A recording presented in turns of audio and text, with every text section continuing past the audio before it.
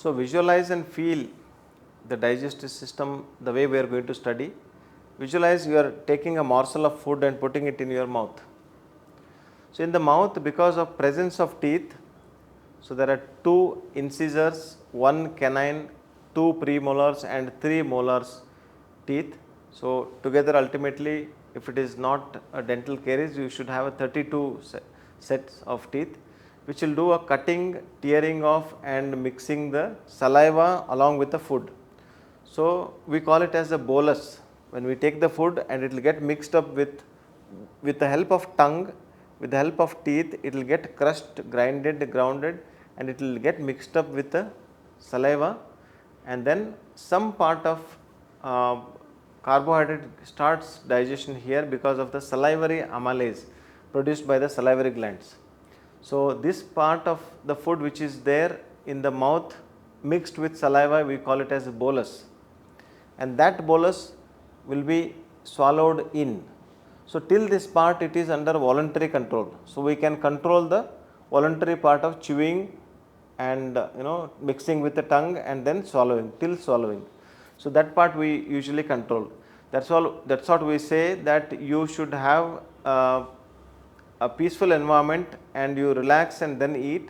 Chew very well, mix the food with saliva, because once it is done, once you swallow the food, all the efforts of your body will be taken over and your body will do the remaining work, which is involuntary.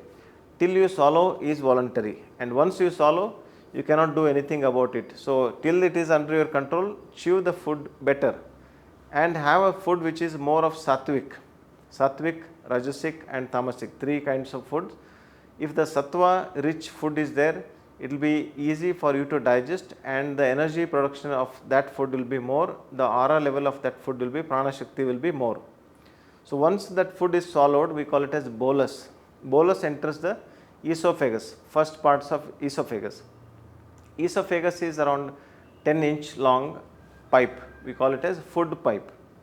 So, esophagus produces some more mucus where that bolus will be taken inside the food pipe, and then it will be propelled downwards. So, what happens is upper part of the esophagus will get dilated and lower part of the esophagus will get contracted, and then upper part of the esophagus will get contracted, lower part of the esophagus will get dilated. So, there is a wave like movement called as peristalsis. By that moment the bolus will be pushed slowly down to the stomach. We call it as a peristaltic movement. So, the main function of the esophagus is do a peristaltic movement and send the food from the mouth to the stomach.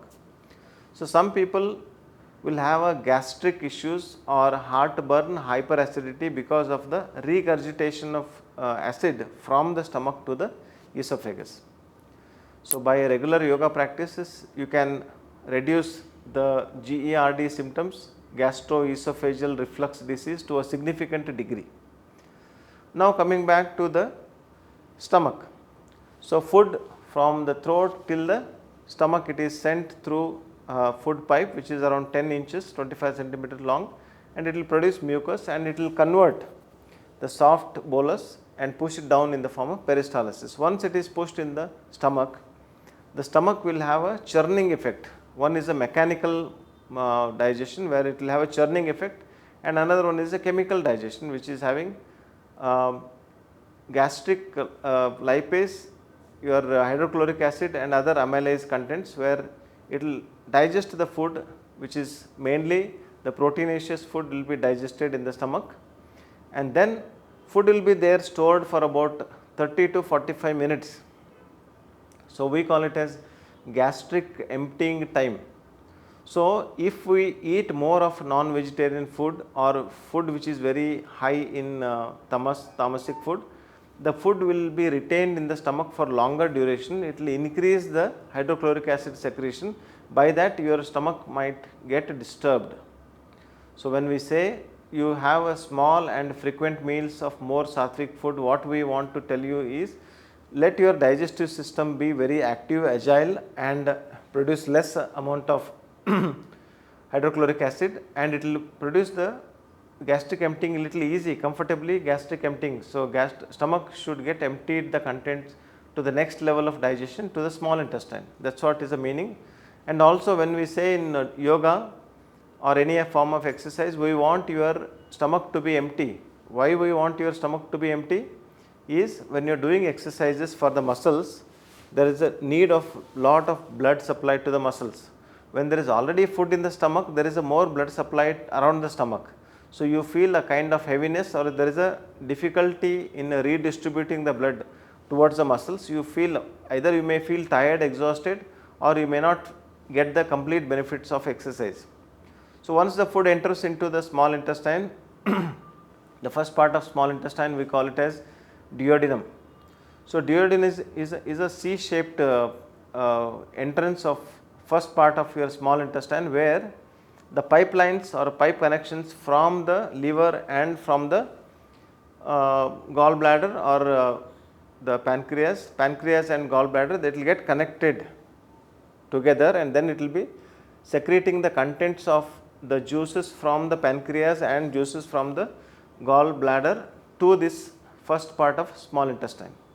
This is where the bile will act as a saponification. Saponification means it will make the bile will make the larger droplets of fat contents into small droplets of fat contents, so that the digestion will be easy and absorption will be easy. We call that process as a saponification.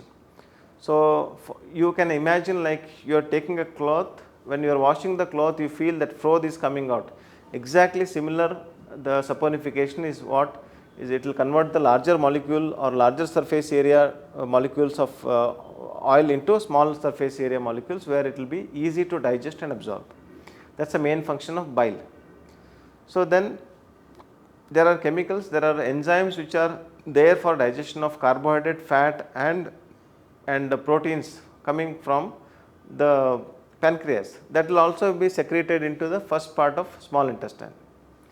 And from here the part of the small intestine, next one is jejunum and ileum.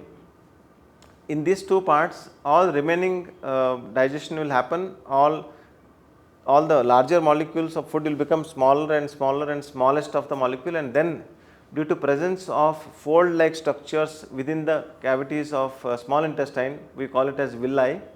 So, villi will help to absorb the final products of digestion. So, from carbohydrate it will become a glucose, from protein it will become amino acid, from fat it will become fatty acids. All this amino acid, fatty acid and glucose will get absorbed from the small intestine into the blood stream directly, and this will be utilized for your day to day activities, metabolic activities, respiration and all other metabolic needs in terms of glucose and oxygenation. Then the remaining part, which is undigested part of the food, will be sent again to the large intestine in the process of peristalsis again. So, it will be pushed to the next level by progressive wave like movement of smooth muscles. When we are studying the muscles, you notice that I mentioned the skeletal muscles, the smooth muscles and the cardiac muscles. These are the smooth muscles which are there in the small intestine, which are there in the large intestine, which are there everywhere inside around the internal organs. It will have its own function. Here in the digestive system, it has a function of peristalsis, peristaltic movements. So, the remaining food will be pushed to the through the peristaltic movement to the first part of large intestine. We call ascending cecum, ascending colon, transverse colon, descending colon, sigmoid colon, rectum and anus. So, these are parts of large intestine. So, when it is going to the first part of large intestine, more of the absorption of water molecules or needy vitamins will happen from this. So, the semi-liquid food will start becoming semi-solid from this place onwards, from ascending colon. When it reaches the transverse colon and the descending colon, it has almost become semi-solid or fecal matter, which is embedded with the chemicals bilirubin content from the gallbladder, and it has its peculiar shape on color and smell, and that part will get collected into rectum. It will pass through the sigmoid colon, and temporary reservoir is a rectum.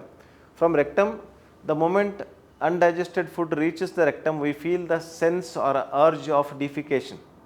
So, then the urge of defecation because of the central nervous system. See how beautifully when we are discussing the digestive system, I have to tell you about the smooth muscles and we are connecting to the muscular system, and when you are thinking of defecation, all these processes, I have to connect you to the brain, because brain is a control system. The temporary reservoir of undigested waste, here we will not call it as food because it is undigested and it's a kind of waste. So, it will go to the rectum and the rectum will send a signal to the brain saying that I got some content in the reservoir, shall I empty it? Then signal will go back to the rectum saying that okay, empty, defecate. If the surroundings are quiet, relaxed, everything is comfortable, you will go for defecation. So, this is a process of elimination. So, this is in simple about the digestive system from the neck, from the top mouth to the anus part, and remaining which are all the enzymes, which are all the chemicals used for what purpose and all those I mentioned in the chart up, and I describe it as you see the completion of this video, and at the end of video I will mention all the chart mentioning what are all the enzymes produced from the salivary glands or from the digestive system, from intestines, pancreas and all those, and then what it function and what it does. I will mention that, so that the chart will be easy for you to memorize and know it, and then you study your digestive system. Any questions you get, you can comment and you can type it in the link below and ask any questions you have. So, thank you.